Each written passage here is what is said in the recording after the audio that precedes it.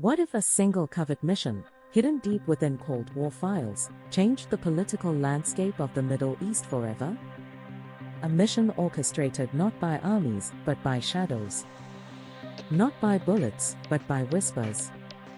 The KGB, the Soviet Union's most powerful intelligence agency, once carried out an operation so quiet, and yet so far-reaching, that its echoes still shape geopolitics to this day. In the early 1950s, the Middle East was a battleground of ideas, oil, and influence. The British Empire was retreating. The United States was stepping in. But far from the attention of the Western powers, the Soviet Union saw an opportunity, not just to influence a region, but to redefine it entirely. And they had a man in mind. A young Egyptian colonel with sharp eyes, an iron will, and an ambition to unite the Arab world under his command. Gamal Abdel Nasser. Nasser wasn't a communist. He didn't wear red carry marks or pledge allegiance to Moscow. But he wanted independence. From colonialism. From Western capitalism. From American dominance. And that, for the Soviets, was enough. If they couldn't create another Soviet state, they could create a sympathetic one. And so, the KGB went to work, not with tanks or invasions, but with intelligence officers in tailored suits, briefcases full of codebooks, and promises wrapped in ideology. They called it Operation Sphinx. Under diplomatic cover, KGB officers infiltrated Cairo. They offered military training, security techniques, and state surveillance models. They didn't just teach the Egyptian regime how to build an army, they taught them how to watch their people, suppress opposition, and control narratives. Soviet advisors helped Egypt establish one of the region's most powerful intelligence agencies. They rewrote the Egyptian playbook, quietly, efficiently, and permanently. And then came the weapons. Egypt, once dependent on outdated British arms, was suddenly equipped with tanks, missiles, and MiG fighter jets.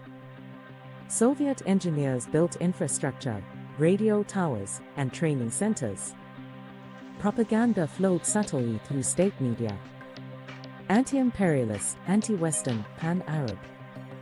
Egypt was no puppet, but it was no longer neutral. It was leaning heavily toward Moscow. And what started in Egypt did not stay in Egypt. The KGB's success inspired similar strategies across the Arab world. In Syria, in Iraq, in Libya. Regimes rose with Soviet support and held on to power with Soviet tools.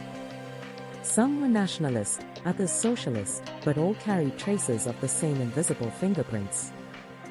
The West, slow to react, turned to desperate measures.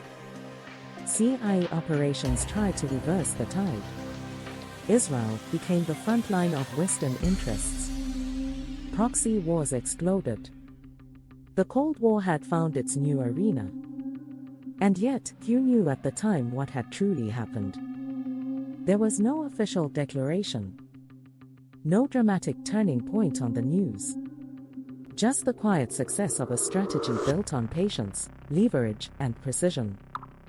Today, when analysts speak of Middle Eastern instability, great power rivalry, or authoritarian durability in the region, they often overlook the root. But that root, in many ways, began with a few KGB agents, a willing leader, and a mission to outsmart an empire. It wasn't about converting the Arab world to communism. It was about something far more lasting: influence without invasion, control without occupation, and legacy without attribution. Decades later, the files began to leak. Defectors told their stories. Former agents shared fragments. And historians started connecting the dots. What they uncovered was not just a Cold War curiosity, it was one of the most successful psychological operations in modern history. A mission that didn't just shape alliances. It shaped the very framework of modern Middle Eastern power. And it did so from the shadows.